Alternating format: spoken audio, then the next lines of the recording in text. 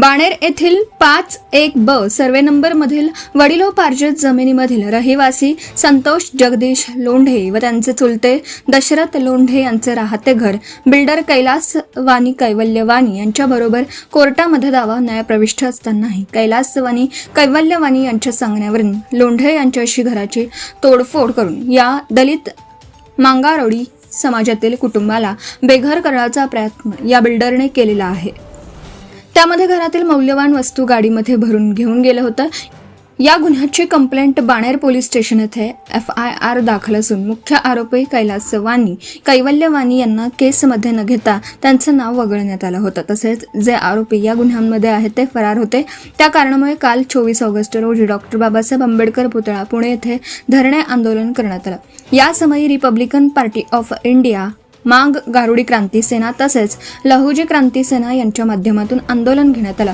त्यावेळी शेकडो कार्यकर्ते रस्त्यावर उतरले होते। कायद्याच्या सनदशीर मार्गाने हे आंदोलन पार पडलं। त्या समयी Republican Party of India Pune जिल्हाध्यक्ष सचिन भाऊ खरात यांनी सांगितलं की मुख्य आरोपी कैलास वाणी कैवल्यवाणी यांच्यावर तात्काळ गुन्हा दाखल करून त्यांना कठोर शासन करावं, अन्यथा येणाऱ्या कार्यकाळामध्ये यापेक्षाही तीव्र आंदोलन घेऊन संतोष लोंढे यांना न्याय देण्याचं काम आम्हाला करावं लागणार आहे। तसेच मांग गारुडी क्रांती सेनेचे विजय भाऊ बोडके यांनीही सांगितलं की लवकरात लवकर संतोष लोंढे यांना पोलीस संरक्षण द्यावं, त्यांच्या घराचं पुनर्वसन करावं आणि लवकरात लवकर जर असं झालं नाही तर मांग गारुडी क्रांती सेना रस्त्यावर उतरून त्यांचा विरोध केल्याशिवाय राहणार नाही। तसेच लहुजी क्रांती सेनेचे पदाधिकारी यांनीही प्रशासनाला आवाहन केलं आहे की लवकरात लवकर या आरोपींना अटक करून कठोर कारवाई करण्यात यावी असं पत्र देऊन संतोष लोंढे यांचं समर्थन केलं।